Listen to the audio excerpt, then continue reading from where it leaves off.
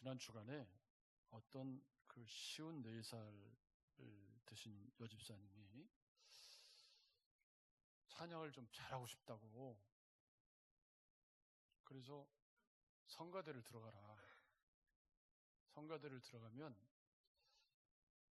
찬양 훈련도 다 시켜주고, 그죠? 음치가 들어가서 음치 탈피하고 나오는 데가 성가대잖아요. 그 성가대를 들어가라 그랬더니 못 들어간대. 왜냐하니까 54살인데 거기는 54살이 하나도 없대요. 다 30대 이전이래. 도대체 어떤 교회가 성가대가 몇 명, 거기 한 열 몇 명 쓴다고 그래요. 제가 이렇게 봤더니 여기 54살 아래가 몇 명 있나? 그 우리는 평균 연령이 60대 중반이다. 찬양하는데 나이가 무슨 상관이 있냐? 여러분 그렇지 않습니까? 아니 오히려 우리 머리가 허연 이철규 장로님 저기서 테너를 하시는 게 훨씬 더 아름답고, 제가 찬양하는데 우리 이순남 권사님이 입을 그냥 크게 벌리면서 찬양하는데 제가 은혜를 받았잖아요. 우리 안 권사님이 처음 오셔가지고 막 찬양을 하는데 입을 막 기왕에 찬양하는 거 은혜스럽게 찬양을 좀 하면 참 좋을 텐데 어떤 분은 찬양을 하는 건지. 우리가 사는 시대를 철학사적인 사조로 후기 현대주의라고 불러요. 포스트 모더니즘이라고 부르죠. 아마 우리가 세상 떠날 때까지는 포스트 모더니즘 시대가 계속될 거라고 생각이 듭니다. 이 포스트 모더니즘이라고 하는 이 철학적 사조는 지금 우리가 사는 세상을 지배하는 강력한 그 어떤 무엇보다도 이 철학적인 흐름은 우리 시대를 지배하고 있는 막강한 세상 정신입니다. 그 중에 그 철학적 사조를 반영한 중요한 표현이 황혼이혼이라는 말입니다. 옛날에는 황혼이혼이라는 말이 있었나요? 없었나요? 없었어. 왜 없었죠? 그냥 팔자소관인 줄 알고 그냥 그러고 살았어요. 그죠? 근데 왜 요즘 들어서 황혼이혼을 한다는 말이 생겨났을까요? 옛날에는 그냥 그런 줄 알고 고생스럽기는 옛날이 더 고생스러웠거든요. 지금이 훨씬 더 살만한데 왜 훨씬 더 살만한 시절에 황혼이혼을 할까요? 못 살겠다 이거지. 옛날에는 그걸 팔자소관인 줄 알고 살았지만 지금 시대에 누가 그러고 사냐? 안 살아. 그렇게 된 배경이 뭘까요? 그게 바로 포스트 모더니즘 철학이 우리에게 주입해서 개인의 삶이 더 중요하다라고 끊임없이 세뇌를 시킨 결과 1인 가구의 비약적인 약진과 그리고 사람들과의 관계를 힘들어하는 사람들이 너무 많아졌어요. 왜 힘들죠? 사람들하고 부대끼고 살려면 양보해야 돼요. 제가 운동하는 모임에 거의 슬로건처럼 하는 말이 있습니다. 그게 뭐냐면 세상 내 마음대로 못 살아. 그게 무슨 얘기냐면 운동을 잘하는 사람이 있고 못하는 사람이 있고 그러잖아요. 그러면 다 누구랑 하고 싶어요? 잘하는 사람하고 하고 싶어. 근데 와가지고 저리 가, 나 이 사람 이 찢어놓는 사람이 꼭 있어요. 그러면 싸울 수도 없고 참 내 마음대로 살 수 없어. 그런데 우리 시대의 정신이 자꾸만 뭐라고 우리한테 속삭이죠? 그냥 소견에 오른 대로 살아. 네가 제일 중요하지. 그러다 보니까 다른 사람들하고 관계를 맺으면 자꾸 불편한 상황이 생겨요. 같이 어디를 가려고 하면 맨날 밥을 얻어먹을 수는 없잖아요. 나도 어쩌다 한 번은 사야지. 그죠? 그리고 또 저 사람이 제일 쓸데없고 부질없는 게 뭐냐면 꼭 어디를 가나 경쟁시키는 사람이 있어요. 꼭 싸움을 붙여. 교회 안에서도 이렇게 네 옷이 더 좋네, 내 옷이 더 좋네, 네 아들이 더 잘났네, 내 아들이 더 잘났네. 왜 그래? 각자 그냥 하나님 주신 대로 살면 되는데, 여러분, 그런데 교회는 사람들의 모임입니다. 카할, 구약의 히브리어로 에클레시아, 이 에크라는 말은 밖에서, 세상에서, 칼레오라는 말은 불러온 사람. 그래서 세상에서 불러내서 구원받은 사람들의 모임, 그게 뭐예요? 교회야. 지난주에 그 2절 말씀을 설명하면서 고린도에 있는 하나님의 교회, 건물이 아니라 사람.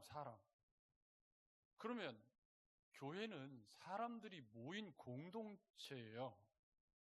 근데 우리가 다 같아요, 달라요? 달라. 다르죠?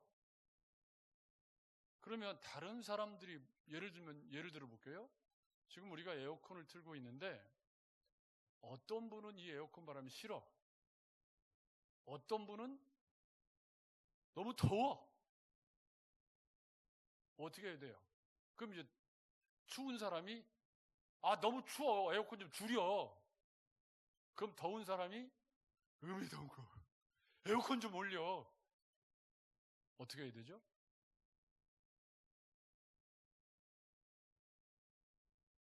네? 안 나와? 그러니까 추운 사람은 바람 없는 곳에 앉으면 되고, 제일 앞자리 여기 다 비어있네. 바람 안 와요. 여기 절대 안 와요. 여기 절대 안 앉아, 여기는. 그리고 더운 사람은 요 바람 날개 가는데 딱 겨냥해가지고 거기 앉으면 되잖아요, 찾아서. 근데 꼭 바람 나오는데 앉아갖고, 아이, 추워, 에어컨 줄여. 이게 지금 고린도 교회 문제라는 거예요. 사람이 사는 곳에는요, 분쟁이 있어요, 없어요? 없으면 왜 이렇게 크게 대답해? 없으면 제일 좋은데, 이게 사람이 다 내 맘 같지 않아요. 우리 전사님이 수요일날 찬양인도하는 제게, 목사님, 아무래도 레트로로 가셔야지. 너무 이렇게 새로운 곡을 너무 하시는 거 아니에요? 그래서 제가 내 나이가 64다. 내가 레트로인데 무슨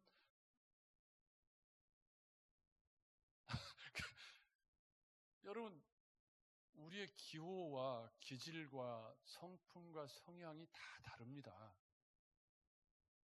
그런데 고린도 교회에 무슨 일이 있었냐면요. 이 교회가 아직 어린 교회인데 고린도 교회를 개척한 분이 누구죠?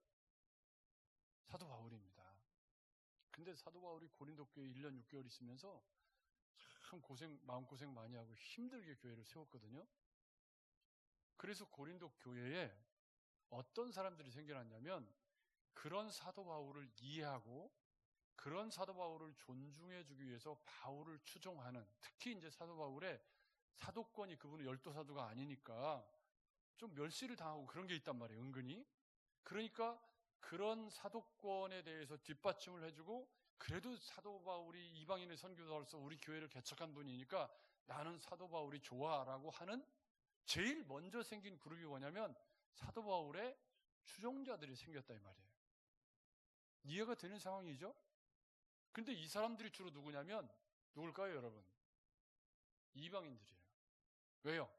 사도 바울은 이방인의 사도로 부름을 받아서 지금 이방 땅에 와서 복음을 전했기 때문에 고린도 교회 분열의 첫 단추를 꿰인 게 누구냐면 바울파야. 그러니까 대놓고 이제 나는 바울의 추종자다. 바울이 좋다.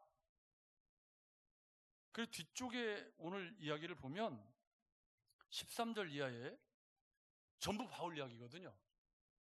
그러니까 고린도 교회의 이방인들, 헬라인들 가운데 이방인의 사도로서 바울을 존경하고 사랑하고, 그래서 이 사도 바울의 사도권을 옹호해주고 그분이 귀하다라고 이야기하는 사람들이 생겨나니까 그 반대쪽에 있는 유대인들이 뭐라 그런 거예요?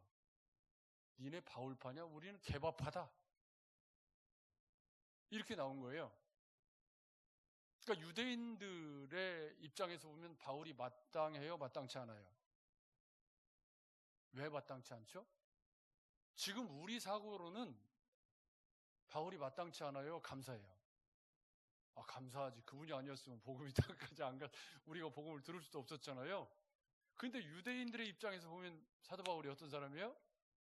이방인들을 온통 교회에 다 그냥 전도해서 들여가지고, 그러니까 초대교회가 지나는 내내, 지금 이 편지가 쓰였을 때 56년 뭐간이니까 요한계시록하고 난 40년 차이 나잖아요. 그러니까 그때만 해도 이 문제가 아직도 원만한 문제가 아니었던 거예요. 사도 바울이 살아있을 때니까. 그러니까 지금 뭐 이렇게 로마에 압송되기도 전이고, 그러니까 교회 내에 이 이방인들이 교회에 들어오는 것을 못마땅해 하는 그룹들이 늘 있어 왔고, 고린도에도 유대인들이 있는데 그 사람들이 니네 바울파냐?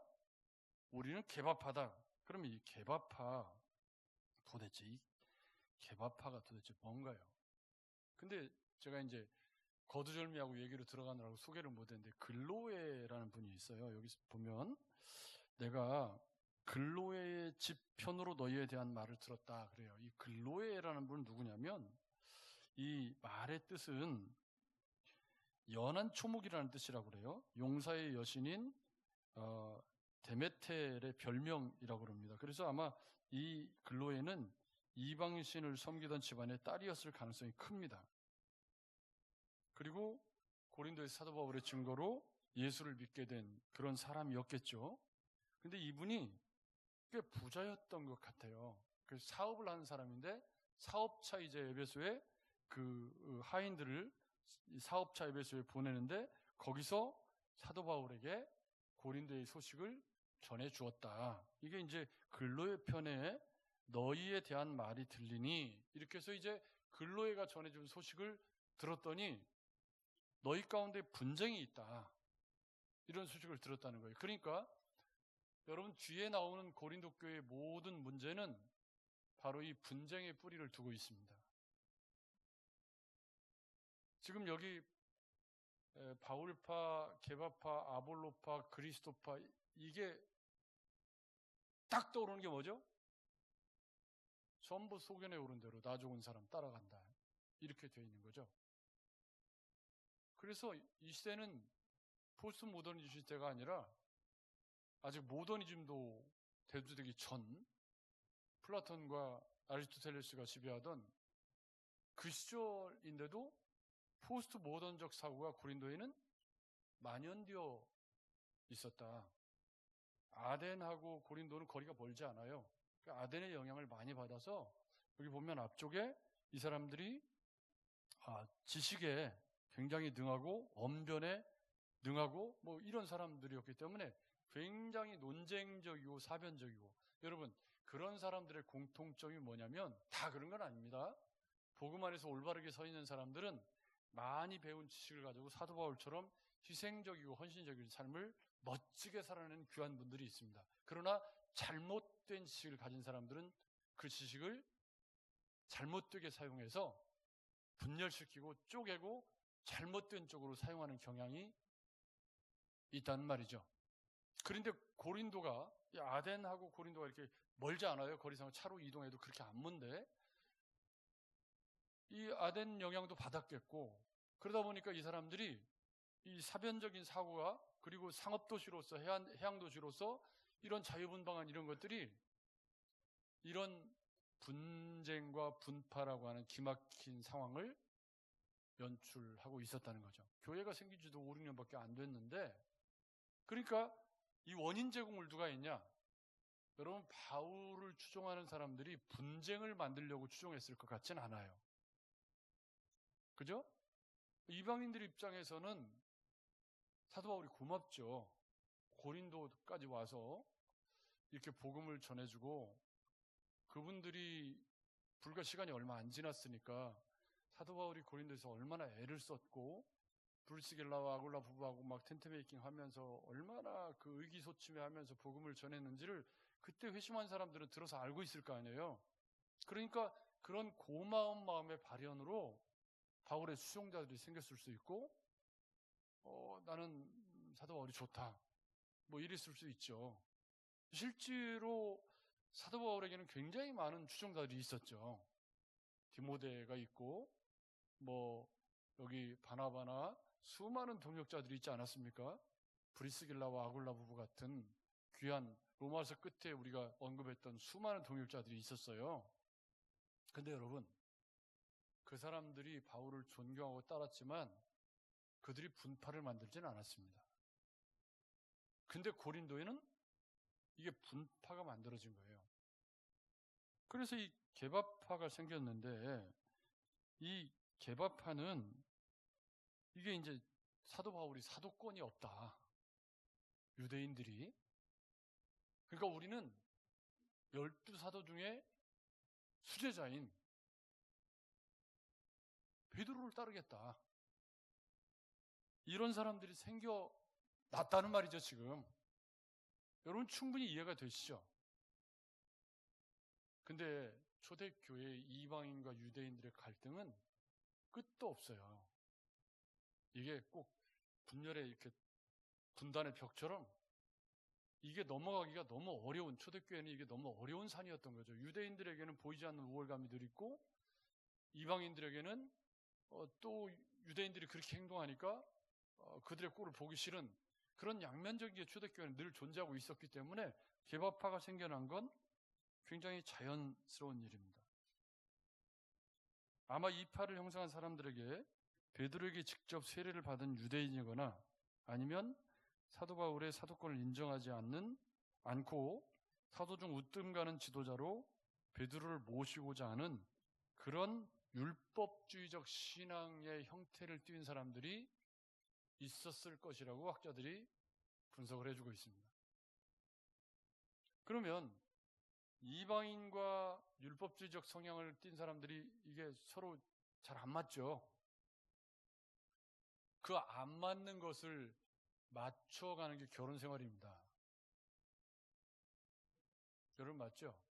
결혼하면 연애할 때야 얼마나 좋습니까? 연애할 때 좋은 건 같이 안 살기 때문에 좋은 거라고 저는 생각하거든요. 늘 메이크업하고 잘 입은 모습으로 만나잖아요. 연애할 땐. 처음 만나요. 연애 늘 그렇게 만나잖아요. 근데 이제 결혼하면 민낯도 봐야 되고 감춰져 있는 것도 보잖아요. 그리고 더러운 성질도 나오고, 또 밖에서 만날 때는 모르는 막 시도 때도 없이 방구를 껴대고 막 이런 민낯이 나오거든요. 그러면 이제 그게 분쟁의 소지가 되죠? 교회도 마찬가지입니다.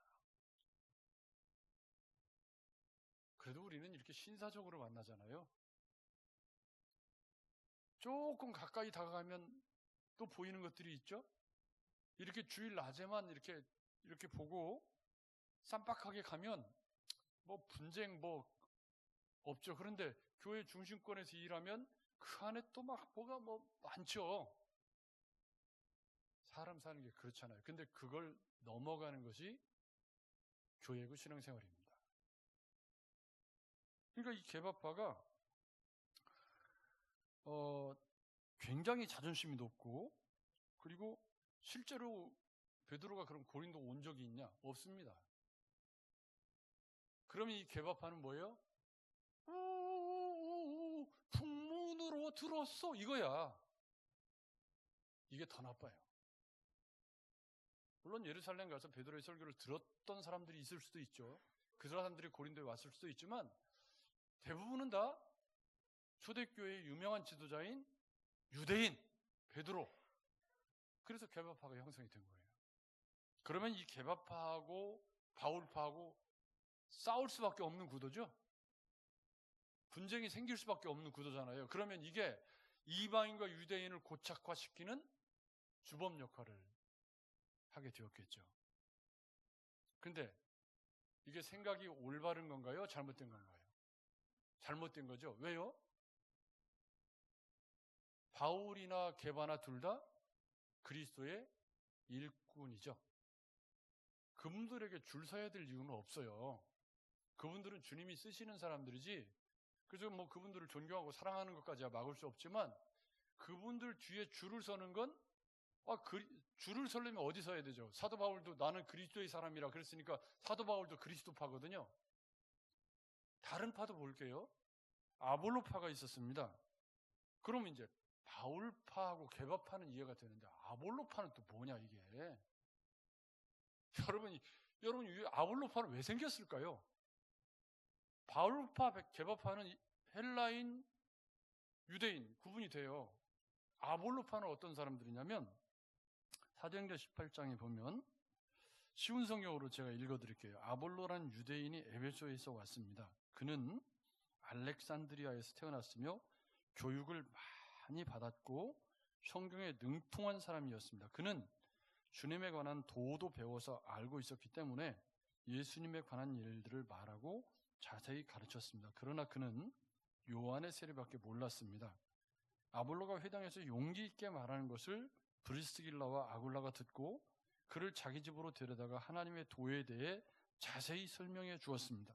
아볼로가 아가야 지방으로 가고 싶어 하자 에베소의 신자들은 격려하면서 그곳의 신자들에게 아볼로를 영접하라고 편지를 썼습니다. 아볼로는 그 지방에 도착하여 하나님의 은혜로 믿게 된 사람들에게 많은 도움을 주었습니다. 그는 사람들 앞에서 유대인들과 열정적으로 토론하여 그들의 주장을 물리쳤으며 성경을 이용해서 예수님께서 그리스도이심을 증명했습니다. 여기 아가야 지방이 고린도를 의미하는데 아볼로는 고린도에서 활발한 사역을 한 적이 있는 사람인데 알렉산드리아 출신으로서 아볼로는 탁월한 웅변술과 언변으로 정평이 나 있는 사람이었습니다.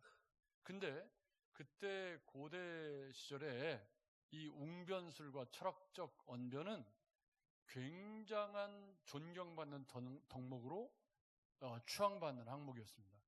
그런 면에서 사도 바울은 웅변술과 언변에 능한 사람이 아닙니다. 그렇게 보기에는 조금 어려운 점이 있어요. 물론 논리적이고 뭐 그런 분이지만 이게 아볼로처럼 그때 당시에 유행하는 그 웅변술과 이런 그 언변에 능한 그런 쪽 인물은 아닙니다. 그러니까 아볼로파는 어떤 사람들이냐면 많이 배웠다, 좀 지식이 있다. 그래서 그 시대의 시대적 동향에 민감하게 반응하면서 조금 더 높은 퀄리티의 수준에 내가 지적인 수준을 누리고 있다고 생각하는 사람들이 그래 그럼 나는 아볼로파다. 교회가 이렇게 되면 진짜 곤란하죠. 그래서 저는 교회 안에 무슨 선교회에서 섹터가 이렇게 자기들 그룹끼리 나누어지는 걸 굉장히 위험하다고 봅니다. 예를 들면 뭐 의료계에 종사하는 모임, 또 뭐 유통업계에 종사하는 모임, 이렇게 섹터가 나뉘어지면 커뮤니케이션을 자기들끼리만 하게 되겠죠. 그게 이런 분당과 분파의 출발점입니다. 그러니까 아볼로파, 게바파 사이에 뭐가 꼈어요? 게바파와 바울파 사이에 아볼로파가 꼈네. 이 사람들도 이방인 확률이 높죠. 그러니까 이게 뭘 말해주냐면 자기들이 좋아하는 성향을 따라서 분파를 형성하기 시작했다는 걸 말해줍니다. 그러면 그리스도만 따르겠다는 사람들은 뭐냐? 여기 보면 나는 그리스도에 속한 자라. 이건 정답이잖아요. 근데 이게 왜 분파가 되는 거죠? 나는 그리스도에게만 속했다. 이건 정답인데 왜 이게 분파로 여기 기록이 되어 있을까요? 이 사람들은 어떤 우월감을 가진 사람들이냐면 나는 예수 그리스도의 십자가와 부활을 보았다. 까불지 마라. 니네 봤어? 나를 봤어. 뭘요? 예수 그리스도를 직접 대면하고 예수 그리스도의 십자가의 고난과 죽으심과 부활을 난 봤어. 니네 못 봤잖아. 어디서 지금 말이야? 그러니까 이분들도 뭐예요? 나름대로 우월감을 자, 바울파가 갖는 우월감은 뭐예요? 이분이 이방인의 사도로 고린도 교회를 세운 분이다. 개바파는요? 그래? 그럼 우리는 12제자 중에 수제자인 개바의 추종자들이다. 이분이 얼마나 예루살렘 교회에 지대한 영향을 끼쳤냐. 그리고 사도권도 없는데 사도 바울은 싸울 수밖에 없는 구조가 되는 거죠. 여러분 그렇지 않겠습니까? 그러면 이렇게 서로 이제 추종하는 세력들이 이렇게 나뉘어져 있으면 그 사람들이 한 교회에서 모이면 어떻게 될까요? 식당에서 밥 먹는데 개바파, 바울파, 양파, 쪽파, 대파 이러고 나눠 있으면 냄새가 그러다가 이제 그게 어떤 건수가 생기면 어떻게 돼요? 이제 피 터지게 싸우는 거죠. 그래서 이 문제를 사도 바울이 제일 먼저 언급할 수밖에 없었어요. 자, 고개들 저를 보십시오. 그러면 이런 분당과 분파가 왜 생기는 거죠? 왜 생기는 거죠? 일단 내가 조금 낫다. 내가 좋아하는 기호와 내가 좋아하는 성향을 쫓아서 소견에 오른 대로 이렇게 모이면서 서로 비교하고 우월의식을 가지려고 하는 얄팍한 우월감이 자리하고 있다는 거죠. 그래서 내가 누구에 속했다는 우월감, 여러분 이게 현대교회, 지금은 이제 많이 그게 약화되었지만 제가 청년 시절을 지날 때는 교회에도 브랜드가 있었어요. 예를 들면 서울의 사땡땡 교회나 제가 신학생 시절에는 저기 서울의 충현교회가 굉장히 아주 사랑의 교회보다 훨씬 더 우리 교단에서는 그랬는데 리더십이 교체되면서 곤두박질을 쳤잖아요. 근데 어쨌든 이런 거기서 누구에게 배웠고 제자 훈련을 했고 이런 걸 가지고 우월감을 갖고 있는 사람들이 꽤 많았었습니다. 지금은 이제 굉장히 그게 많이 보편화되고 그리고 오카노 목사님도 천국 가셨고 그래서 그런 부분들이 많이 이렇게 좀 약화됐지만 옛날에는 그런 자긍심을 가진 분들이 꽤 많았습니다. 근데 여러분 보십시오. 고이도 저를 보십시오. 제자 훈련을 다 받았고 어느 교회에서 신앙생활을 했고 장로고 그런데 지금 내 삶의 열매가 교회를 분쟁하게 하고 분파를 만들고 그렇게 살고 있다면 그분에게 예수 그리스도가 있는 겁니까? 없는 겁니까? 예수 그리스도가 그 안에 있다면 그래서 내가 제자 훈련도 받고 공부를 했으면 그것이 지금 내 삶에 어떤 열매로 나타나야 되죠? 교회를 행복하게 하고 분열시키는 게 아니라 잘 섬기고 주님을 닮은 인격과 삶으로 살아가는 삶의 열매가 되었을 때 그런 공부를 하고 좋은 교회에서 신앙생활한 건 은혜가 되고 덕이 될 수 있습니다. 역시 잘 배웠다. 그렇게 말할 수 있습니다. 그런데 그렇게 하지 않고 나 무슨 과정 마쳤어? 너 했어? 나 이것까지 끝낸 사람이야. 까불지 마. 이것만 남아있으면 뭐가 되는 거죠? 분당과 분쟁의 이유가 되는 겁니다. 교회 안에 분쟁이 왜 생기는 걸까요?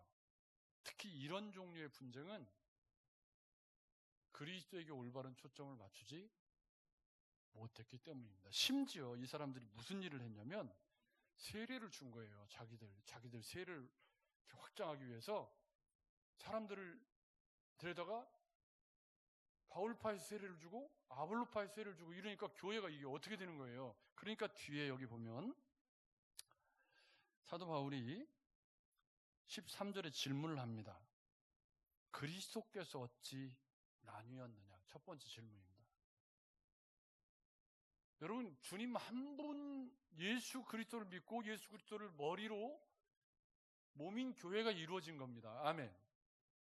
근데 그 예수 그리스도를 머리로 하는 교회가 개바파, 아볼로파 나뉘어져 있는데 사도 바울의 질문, 첫 번째 질문, 야, 그리스도가 나뉘어질 수 있는 거냐? 그리스도 안에서 한 몸인 교회인데 교회 안에 왜 분파가 생기는 거냐? 한 몸에서 떨어져 나간 지체는 지체가 아니다. 두 번째 질문, 바울이 너희를 위해서 십자가를 졌느냐? 아니죠. 바울은 그 십자가의 복음을 전한 사람이지 바울이 십자가를 지지 않았습니다. 그러면 바울파, 개바파는 논쟁이 예수 그리스도 안에서 어떻게 돼요? 아무것도 아닌 거라는 거예요. 여러분 그렇죠? 그러면 왜 이런 일이 생기는 겁니까? 처음에는 바울을 존경해서 그분이 이방인의 선교사로서 사도권도 잘 인정받지 못하고 그러니까 그분을 뭐 변호하고 좀 세워주기 위해서 생겼을지 몰라도 그로 인해서 개바파가 또 생기고 아볼로파가 생기고 해서 교회가 분당짓고 분쟁하게 되는 상황이 생겼을 때 어디로 돌아가야 되죠? 그리스도에게로 돌아가야 되는 거다. 바울이 십자가에 죽은 건 아니지 않냐. 바울은 복음을 전한 사람이지. 그러면 이 모든 분쟁의 배후에 뭐가 있어요? 그리스도에게로 초점을 맞추지 못하는 인간의 연약함이 있죠. 여기에 제가 포스트 모더니즘이라는 철학사조를 들고 온 이유가 있습니다. 시대적인 흐름이 그렇게 개인주의가 극대화되고 소견에 오른 대로 살아가는 시대에는 내가 좋은데 뭐, 내가 좋은 사람 따라서 내 좋은 일만 하겠다는데 여러분 어떻게 자기 좋은 일만 하고 신앙생활을 할 수가 있나요? 내가 좋아하는 일만 하고 살아갈 수 있는 세상인가요? 나이가 들고 철이 들면 그럴 수 없다는 걸 알죠? 양보도 해야 되고 때로는 하기 싫은 일도 해야 되는 것이죠. 어제 금요일 날 주보를 하고 이제 오후에는 제가 주로 사무실에 요즘에 더우니까 와 있습니다. 화장실을 갔더니 화장실에 형광등이 이렇게 떨어져가지고 나 좀 살려줘 하고 덜렁덜렁 떨어져 있어요. 그래서 제가 머리가 찢게 생겼어. 떨어져가지고 근데 이제 줄이 달려 있으니까 가벼우니까 탁 떨어져 깨지진 않고 이렇게 떨어져서 달랑달랑 있는 거예요. 제가 이제 이 일을 보고 이걸 그냥 가야 되냐 고쳐야 되냐 순간 갈등하다가 의자를 가지고 가서 얘를 끼워놓고 왔습니다. 지금까지 잘 끼워져 있을 거예요. 근데 껴보니까 이게 헐거워가지고 잘 빠지게 돼 있더라고요. 그래서 앞으로도 빠질 소지가 있는데 아무도 안 보니까 그냥 와도 누가 끼겠지 뭐. 그리고 와도 상관이 없을 것 같은데 나오려고 생각하니까 야 목사님 네가 하나 누가 하냐? 성령께서 그렇게 말씀하시는 것처럼 그러더라고요. 그래서 나가다가 다시 의자를 꺼내가지고 제가 끼워놓고 왔습니다. 잘했죠? 아니, 여러분 예수 믿고 산다는 게 뭐죠?